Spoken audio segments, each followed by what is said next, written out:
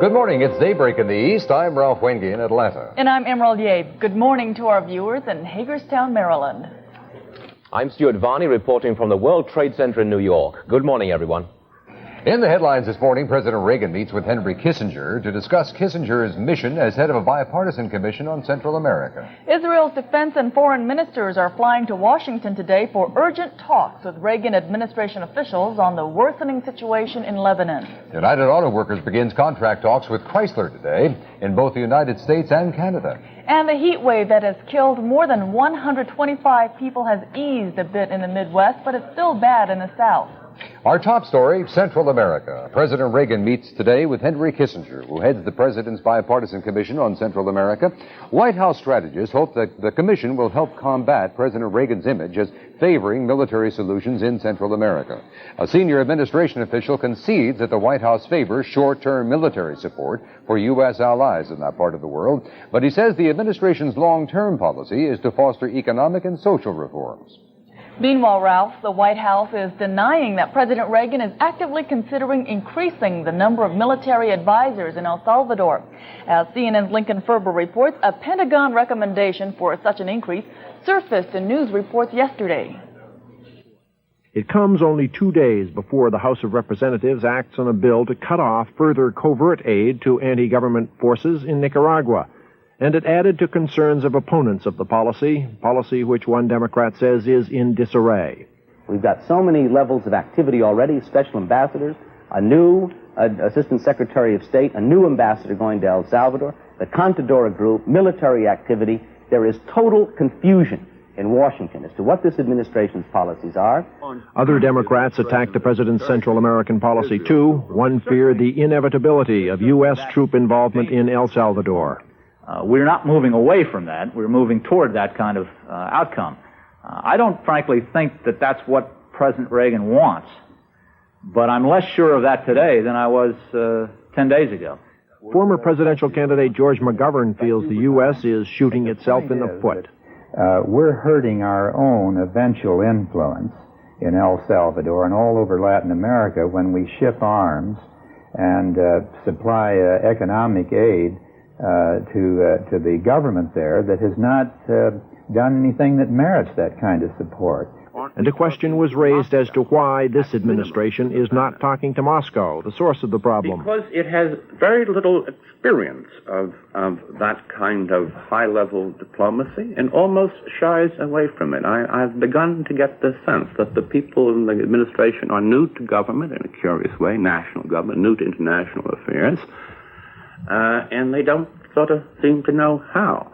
And as the president returned from his weekend at Camp David, the White House reaffirmed that he has no requests for additional military advisors under consideration.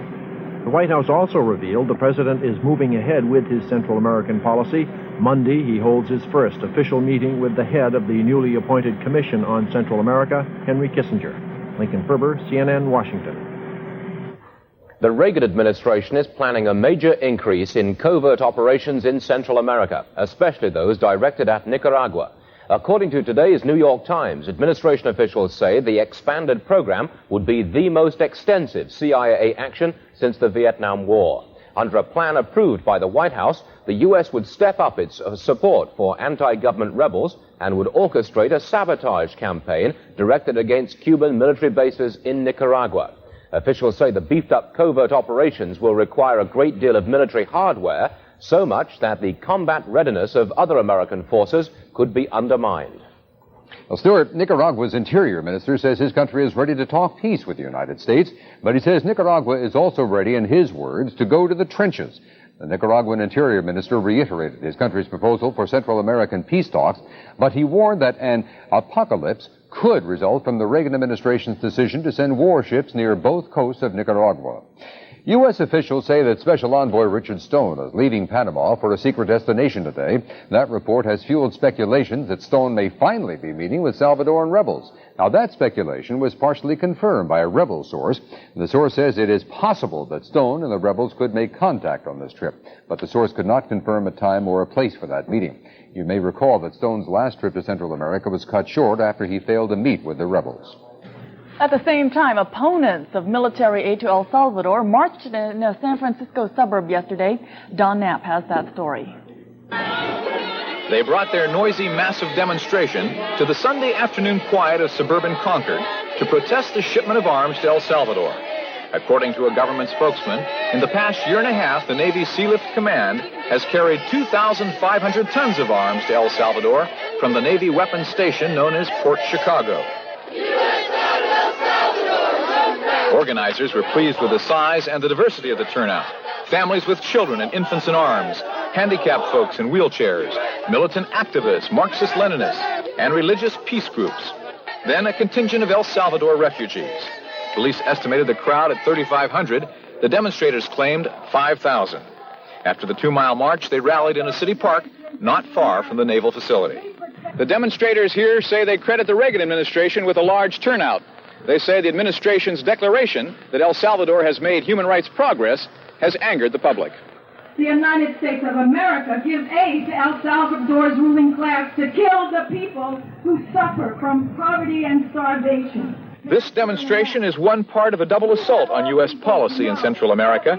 The next stage is a human blockade of the Navy port. A blockade in January resulted in 170 arrests, but probably failed to slow any shipments. In Concord, Don Knapp, News Center 4.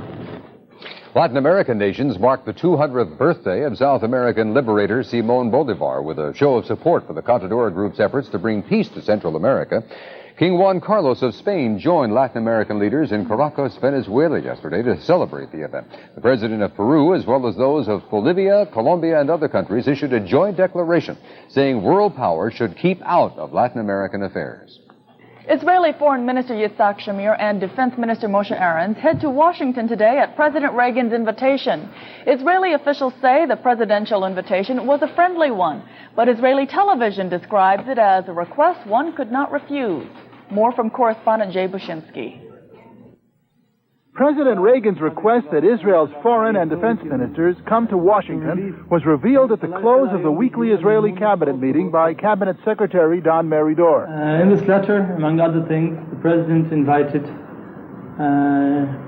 the foreign minister and defense minister to discussions in Washington. The chief executive's letter was read to the cabinet members by Prime Minister Menachem Begin. According to the meeting's protocol, which is regularly leaked to the local news media, the letter generated arguments, especially between Deputy Prime Minister David Levy and Defense Minister Moshe Aretz. Both men have been tipped as potential successors to Prime Minister Begin. Levy warned against American pressure to postpone the pending Israeli troop redeployment in Lebanon. He reportedly suggested the presidential invitation be rejected. The unilateral Israeli withdrawal to the Awali River, 20 miles south of Beirut, has been causing concern to the American and Lebanese governments. They fear a dangerous vacuum unless Lebanese and multinational forces, possibly including United States Marines, quickly replace the Israelis. The two ministers' last-minute trip to Washington is shaping up as a substitute for Prime Minister Menachem Begin's aborted visit to the nation's capital. At this stage, however, the Israeli leader's personal reasons for having postponed his trip are known only to himself and perhaps to President Reagan. Jay Bushinsky, CNN, Jerusalem. Visiting Lebanese President Amin Gemayel says America must help rebuild his war-torn nation. In Detroit yesterday, Gemayel called on a standing-room-only crowd of his countrymen to help in the peace effort. With the issue of troop withdrawals from Lebanon must not be allowed to lose its impetus or be deflected toward the solution of peripheral issues. On the contrary, these efforts exerted on the part of the United States and Lebanon should gain further momentum. Some 20,000 Lebanese, or rather 120,000 Lebanese, live in the Detroit area, making it the largest concentration of Arabs in the Western Hemisphere. Emerald? Once again, Pope John Paul II is pleading with kidnappers to release Emanuela Orlandi, the 15-year-old daughter of a Vatican employee. And he's asking Roman Catholics to pray for the girl's safe return. Meanwhile, Emanuela's uncle, Mario Meneguzzi, went on Italian television today asking for proof that his niece is still alive. Emanuela disappeared more than a month ago. Her kidnappers have threatened to kill her if papal assailant Mehmet Ali Agca is not released from prison. In Japan, officials are surveying the destruction from a summer monsoon that flooded coastal areas southwest of Tokyo over the weekend. Authorities say the seasonal downpour washed out bridges, destroyed nearly 600 homes, and left at least 115 people dead or missing in the Shimane and Yamaguchi districts. Forecasters say the tropical depression that caused the cloudburst is headed toward the center of Honshu, Japan's main island. And forecasters say it will be a bit cooler in much of this country today, but that only means that the mercury will drop from 100 plus to the low 90s. In Chicago, 4 elderly residents of a West Side nursing home died when the air conditioner failed in their building. Nearly 200 other residents of the Center for Human Development are being treated for heat-related ailments. City health officials have ordered the building closed pending an investigation. And 4 heat-related deaths are reported in St. Louis, most of them elderly. CNN's Barbara Conroy has more on one of those deaths. Well, once the body temperature gets up to around 108, generally what happens is that the brain, the body's internal thermostat ceases to function, and the person has a seizure, and they subsequently experience cardiac arrest. It can't go unchecked at that type of temperature for a very long time. You succumb rather quickly. She was upstairs in a flat up there with all the windows closed up. And the temperature up there has to be at least 140 degrees. It was unbearable. If somebody hadn't realized she hadn't been seen for 3 or 4 days, she'd have died up there. No doubt about it. It is unbelievable. It's no ventilation, there's no openings in there, one small fan going. The poor woman was running around with no clothes on, just trying to keep cool. She's scared to death of the burglars and the thieves, that's roams the areas. And she just, the front door was boarded up and nailed shut from the inside. So we had to actually break the window and then break out the screen and tear the spike nails. Spike nails were 8 inches long. And we had to break them out in order to get through the door. If the good neighbors around her hadn't realized she hadn't seen her, she'd have died up there. No doubt about it, she'd have died. She laid up there and died for maybe, I'd give her another 20, but he stays like this, 24 hours. She died 6 hours later. Her body temperature had been 104 degrees. She was 84 years old. Runs this past week for the St. Louis emergency crews have doubled between the hours of 3 p.m. and 7 a.m. Seeking relief from the heat, potential victims drink more alcohol, resulting in dilated blood vessels, raising the body temperature. Her neighbors said this 64-year-old woman had been drinking all day. She was suffering from heat exhaustion when we reached her. Her husband died on Friday after a heat stroke. She is blind. Typical victim is what we've seen this evening, elderly, frail individuals. We've seen a preponderance of females that are affected by the population. A lot of these people are malnourished and living alone. The city is expecting temperatures to drop to the mid-90s on Monday. But until then, the heat emergency will continue. We have to keep up whatever pace they give us, we have to keep up with it. That's our mission in the city. In St. Louis, Barbara Conroy, CNN. Almost 14 minutes past the hour right now. Yes, the temperature is apparently going down to the mid-90s, but Gordon, what are the chances of them going down to the 80s anytime soon? Actually, for St. Louis, the chances are very good, Ralph. St. Louis should peak out with a high this afternoon around 90 degrees and between 85 and 90 tomorrow. But I think the more important factor is that the humidity will take a big drop not only today, but over the next couple of days, not only in St. Louis, but in many sections of the Midwest and Ohio Valley. Going down to the Caribbean now in the warmer climes, the satellite picture shows quite a bit of cloudiness over Jamaica and the southeastern sections of Cuba. Also partly cloudy skies over many areas of Dominican Republic, Puerto Rico, Virgin Islands, as well as the West Indies. No tropical storm development anticipated in any of those areas. Now the satellite picture for the 48 states shows a lot of clouds over portions of the Ohio Valley and the Middle Atlantic states. Also a lot of clouds extend from Arizona, New Mexico, on up into the Pacific Northwest. Radar summary at this hour. will show some showers in Oregon, Idaho, Montana, Utah, Colorado, Arizona, New Mexico, and a line of showers from the Texas Panhandle through southern Kansas into central Missouri. That's good news, too. That'll help to keep the temperatures down. And also heavy showers and thunderstorms over portions of Kentucky and Tennessee, as well as the coastal sections of Georgia. Around the country today, widely scattered showers and thunderstorms, Pacific Northwest, Idaho, Montana, some of them expected to become locally severe in that area. Also right down the Rockies and into Arizona and New Mexico, and scattered showers through many sections of Kansas, Oklahoma, over to central and southern Missouri, extreme northern sections of Arkansas, as well as Kentucky, Tennessee, the northern areas of Alabama, trying to straighten up my shower here, and some very heavy showers and thunderstorms over part of Georgia, South Carolina, and North Carolina, isolated showers over Florida, which is about normal for this time of the year. Heat wave has been busted through the Midwestern states, the Great Lakes, the Ohio Valley, the Middle Atlantic, and all of the Northeast, where everyone will be enjoying lots and lots of sunshine today and comfortable humidity. 79 degrees in Erie, Pennsylvania today, and 74 degrees in Portland, Maine. Taking a look at this afternoon's precipitation map, it'll still show that it'll be very hot down through Texas. No question about that, with temperatures ranging from 95 to 105 degrees. It'll be hot, but a fairly normal hot situation in the desert Southwest. High pressure will dominate the Great Lakes. High temperatures today, the coolest temperatures in the 70s will be confined to the Great Lakes, the upper Midwest, portions of the northeastern states and most of New England. The highest temperatures ranging from the mid-90s to the area around 105 to 110 degrees will extend from the desert Southwest across the Gulf Coast through Texas over to and including most of Florida. That's the weather for this half hour. Let's find out about the price of gold now. Morning, Stuart. Morning, Gordon. Gold and silver prices drifting lower today in slow trading.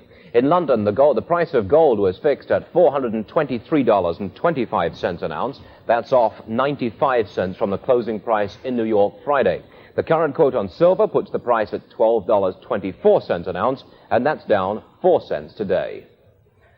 Coming up on Daybreak, Chrysler employees tell Chairman Lee Iacocca they want a share of the automaker's good fortune, and they want it now. Stay with us. Daybreak returns right after this.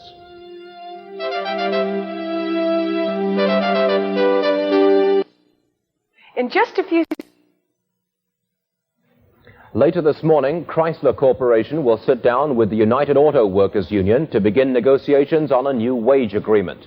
The current pact does not expire until January, but now that the automaker has announced record second quarter profits, the union says it's time to get back some of the wage concessions it made when the company was close to bankruptcy.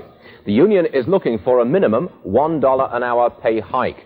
Chrysler employees now earn about $2 less per hour than their counterparts at Ford and General Motors. Chrysler may be selling more cars, but Americans don't appear to be driving them as much as they used to. According to oil industry expert Dan Lumberg, there's been a drop in the demand for gasoline this summer, even though this is supposed to be the peak driving season. Lumberg says motorists are taking fewer long trips, and that's keeping the price of gasoline fairly stable. Nationwide, Lumberg says the average price per gallon is up less than 1 penny over the last month. And he says prices should remain stable for the rest of the summer season. Investigators looking into the fuel problems on an Air Canada jet say there had been earlier problems. The jet was forced to make an emergency landing Saturday, 800 miles short of its destination. It landed on a former airbase now used for car races, crashed through several metal barriers, then skidded to a halt. Several passengers suffered minor injuries. After the accident, officials said the plane's engines were not getting enough fuel. Now, an Air Canada spokesman says the plane's fuel monitoring system was not working before the plane departed from Montreal. The fuel had to be measured manually. Authorities in Laguna Hills, California are meeting today to decide the fate of a 3-ton elephant named Misty. Yesterday, Misty went wild at the animal park in which she was housed and killed one of her handlers. The 25-year-old Indian elephant avoided capture for 3 hours, smashing a pickup truck, forcing the closing of 2 freeways, and sending hundreds of park visitors running. Officials tried to tranquilize Misty with dart guns, but failed. She was finally recaptured when 2 professional animal trainers calmed her down. Park officials say the incident had nothing to do with security, and that in a wild animal park there is always the possibility of such incidents. It was the 3rd animal attack at the park since last October. Health and water officials in San Diego, California will meet today to discuss reports of possible toxic waste dumping there. Recent reports indicate a 115-acre landfill near the popular park SeaWorld might have received toxic chemicals before the landfill was closed in 1959. Some officials are proposing tests of the area to determine if there is a problem and if so, how bad it is. Kentucky Governor John Y. Brown is back home today after a month in the hospital. He underwent triple bypass heart surgery in June, and then complications from the surgery led to a fluid buildup in his lungs. But by yesterday, Brown's recovery was far enough along for doctors to give in to his request to go home. Looking fit and smiling broadly, the 49-year-old governor left the hospital, accompanied by his wife, television sportscaster Phyllis George Brown, and his surgeon. Brown's doctor said he wanted his patient to stay away from his office for at least 4 weeks, but added that the anxious governor would probably go back to work sooner. Well, a new procedure may offer some help to infertile women. It's the transfer of a fertilized human egg from one woman to another. And for the first time, medical researchers have been able to do it. CNN's Andrew Holtz has a report. Researchers say the new technique, called ovum transfer, offers an infertile woman the chance to have a child by accepting a fertilized egg from a donor. The technique works like this.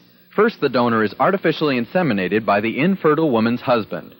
Then the developing embryo is taken out of the donor's uterus and implanted in the recipient's womb. The research team from the Harbor-UCLA Medical Center has performed 2 successful ovum transfers. One woman is almost halfway through her pregnancy, and the other is past her 6th week. The researchers claim the chances for normal childbirth are excellent.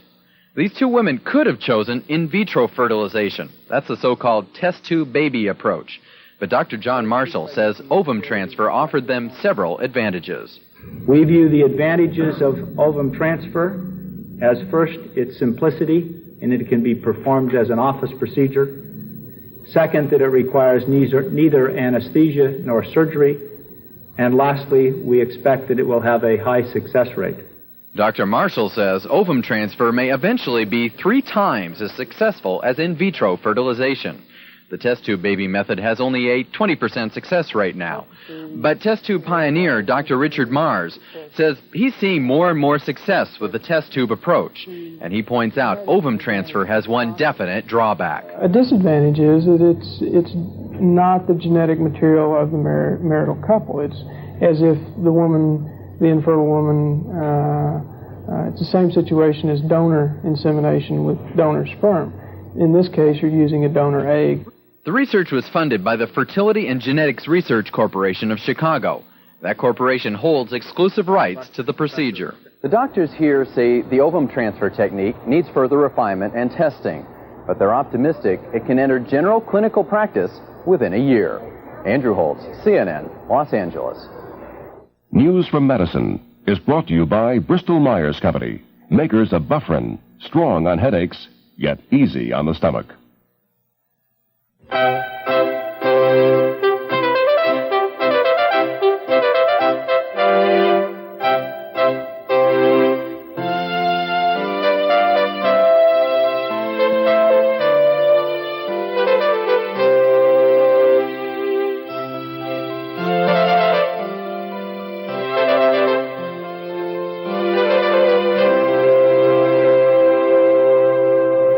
Checking the headlines now as day breaks over the East. Henry Kissinger meets with President Reagan at the White House later this morning. Central America will be the topic. Kissinger will head a new commission studying that troubled area. Israel's foreign and defense ministers fly to Washington today for urgent talks with Reagan aides on the deteriorating situation in Lebanon. Israel insists that it will redeploy its troops to less vulnerable positions in Lebanon. A long-awaited Senate vote and production of the MX missile is expected tomorrow. Although the bill gives the president the money he wants, it will link missile deployment with progress in the Geneva arms talks. Los Angeles attorney Robert Steinberg must appear in court today with the so-called Vicki Morgan sex tapes. A court order issued 2 weeks ago gave Steinberg until today to turn over the tapes or explain what happened to them. The CIA will mount its most extensive campaign since the Vietnam War in a major expansion of its activity in Central America. According to a New York Times report, administration officials have confirmed a plan that includes stepped-up support for anti-government rebels in Nicaragua. In addition, Cuban military installations in that country would be targeted for sabotage. The covert action program will involve the use of large amounts of military and communications equipment, and may employ Defense Department experts in psychological warfare. Officials say the operation could drain resources from other U.S. forces, reducing their combat readiness. The Reagan administration's Central American policy is one reason George McGovern is considering another run for the presidency. Speaking on CNN's Newsmaker Sunday program, McGovern said the current Democratic candidates have failed to confront the White House on the issue. McGovern says U.S. activity in Central America is destabilizing the region, and he's fearful of escalating American involvement. I think we're off on a disastrous course in Central America right now. I see another Vietnam shaping up. It's a course that I didn't think this country would pursue again so quickly after the disaster in Vietnam. But as I see it, the president is hell-bent on a policy in Central America that's going to take us right into another Vietnam. McGovern also expressed concern about massive federal budget deficits, saying they stem from too much military spending, coupled with large tax reductions for the rich. As a lot of people already know, stifling heat and humidity has claimed more than 100 lives now across the country. The heat wave, which is now entering its third week, has killed 50 in St. Louis alone. Alex Sirkin has more on emergency relief efforts there.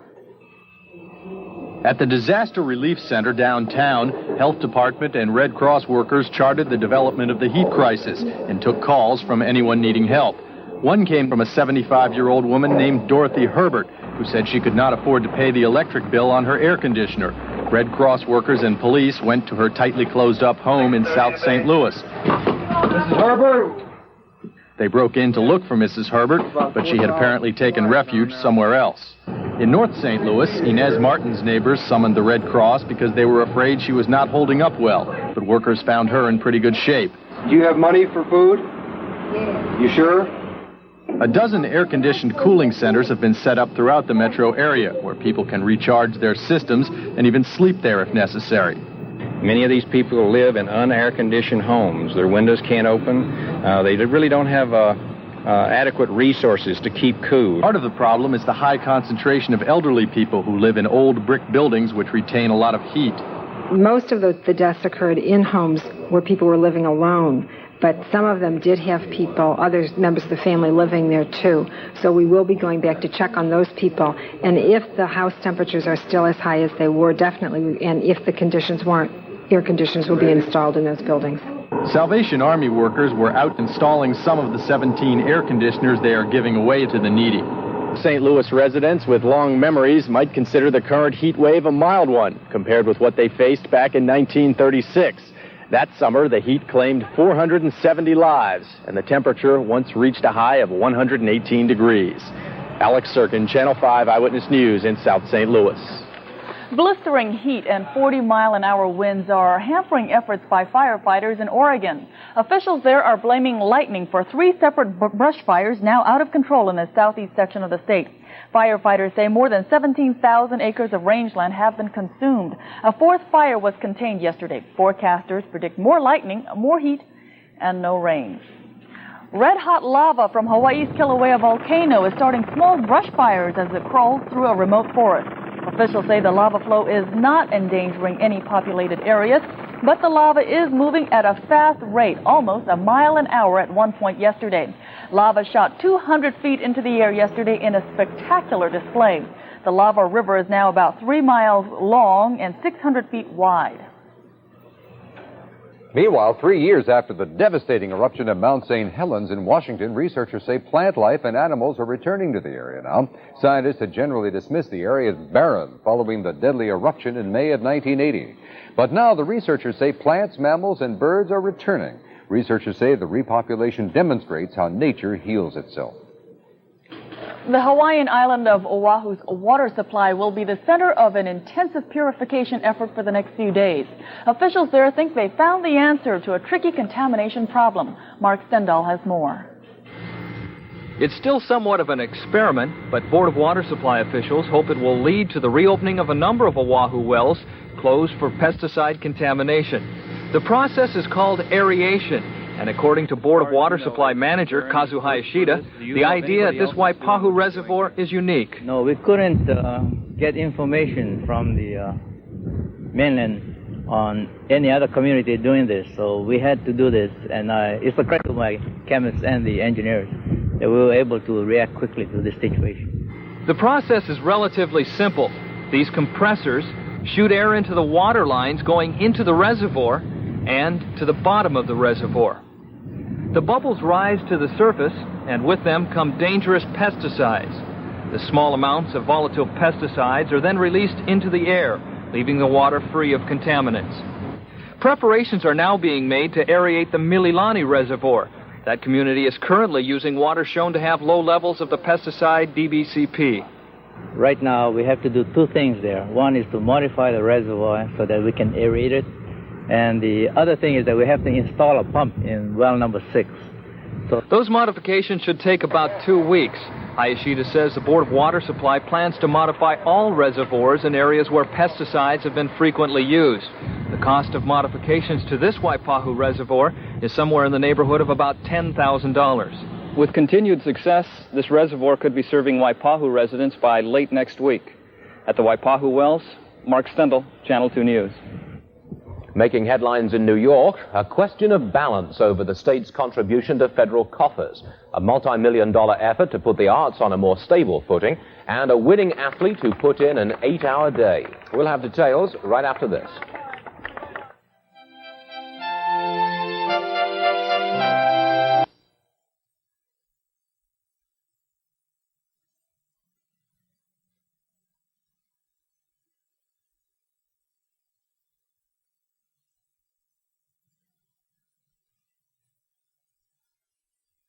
Owners complain that giving a pill to a pet can be a real pain. It's really quite simple once you get the knack.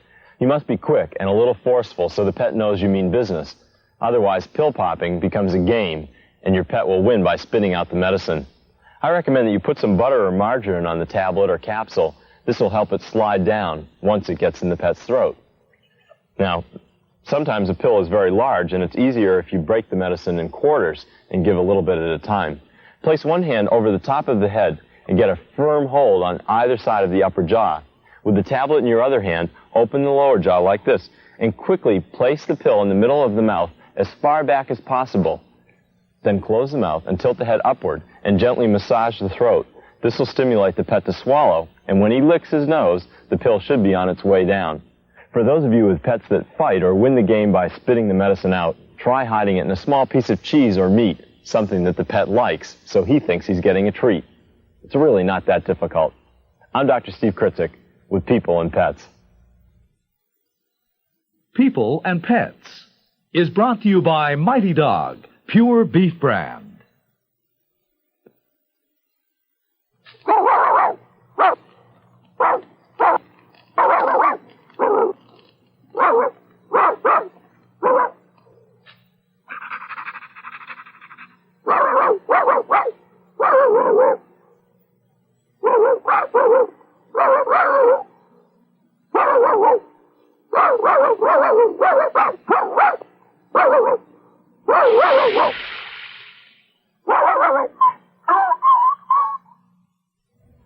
Making headlines in New York this morning, a senator concludes the state of New York is not getting a fair share of the federal pie.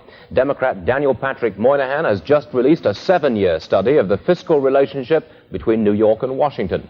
He found the state's share of military outlays and social service funds has been shrinking, while the sum of federal taxes paid by New Yorkers has been growing. In 1982, for example, the senator says New York paid $1.19 in taxes for every federal dollar it got back. There's a new private sector initiative in the works to safeguard the financial future of the arts. The Ford, Mellon, and Rockefeller Foundations have already pledged $9 million to the new fund, and they hope to raise a total of $33 million in donations by 1987. On the New York waterfront yesterday, a 34-year-old California journalist finished a swim around Manhattan in just 8 hours and 19 minutes. Harold Johnson did not set a record, but he did swim the 28.5 miles faster than 27 others who entered this year's marathon. Johnson told reporters it was a victory for his mind as well as for his body. Emerald? Dennis Dumler will now tell us why George Brett was so upset yesterday. Stand by, you're going to see it, because baseball is a game that is played by the rules. If you break a rule, you're penalized. Well, Billy Martin of the New York Yankees has argued over so many rule calls over the years that he should know the book inside and out. He does, and he used his knowledge to give his team a win yesterday. Pick up the action, top of the ninth inning. George Brett of the Royals ripped one out of the park for what would have been a two-run homer, giving Kansas City the lead. But here comes manager Martin, citing Rule 1.10b in the rule book. Martin shows the umpires that the bat that Brett used has pine tar more than 18 inches from the end. That is a no-no. Measure it against the plate, which is 17 inches across. The decision is made. The bat is illegal. Forget about the homer. Brett is out, ending the game and giving the win to the Yankees. A win that was in the making really for a couple of weeks, ever since Martin first noticed that excessive pine tar on the bat in Kansas City. Yeah, we noticed it in Kansas City, but between the time and time here, George hasn't had that much success against us, so we haven't complained. And you can't complain before. You have to wait till the ball is struck for a base hit and then complain. If he'd got a single, I'd have complained also, and the same thing would have happened. If he'd struck out, would you have? No, I wouldn't have said a word.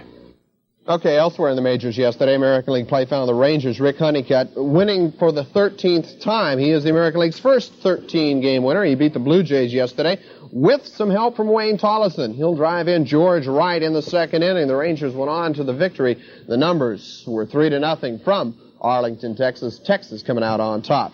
Fifth inning of play in Oakland. We'll pick it up with the Orioles jumping out to a 4-0 lead over the Oakland A's. Kenny Singleton delivers the base hit. 2 runs will score on the play. Both runs are going to score. That was all that Scott McGregor needed on the hill. He went the distance, winning for the 10th time. Final score from the West Coast goes to Baltimore by a 4-3 margin. Elsewhere in the American League, let's pick it up. Milwaukee rolls past Chicago 8-7. Took 12 innings, but Detroit defeated California on a great catch, robbing Rod Carew of a homer by Chet Lemon. Elsewhere, Boston shuts out Seattle 6-0. Minnesota takes a pair from Cleveland 7-5 in the first game and 5-4 in the nightcap. Those Atlanta Braves continue to roll on. They won their 61st game of the year yesterday, handing the Phils a 12-4 drubbing in Atlanta. Now, after giving up 2 runs in the top of the first inning, the Braves exploded for 6 of their own in the bottom of that frame. That single by Claudell Washington drives in a red-hot Brett Butler. Then in the 5th inning, Bob Horner connects for his second homer of the game. This one puts the contest out of reach. It was the 17th of the season for Horner and made the score 9-2 at the time. The final 12-4, the Phillies fall 2 games back of the Pirates in the East. Meanwhile, in Pittsburgh, the Bucks split with the San Francisco Giants. The first game was decided when Greg Minton tossed a wild pitch that will allow Lee Lacy to score the go-ahead run, but San Francisco came back in the nightcap to gain the win. Let's look at the scores. Game 1 goes to Pittsburgh 3-1. Game 2 goes to San Francisco 8-5. Meanwhile, Neil Allen tossed his second straight shutout. This one was a 6-hitter at the Los Angeles Dodgers in St. Louis. Let's watch Allen on the hill. This is the guy that came over from the Mets, blows it past Greg Brock right there.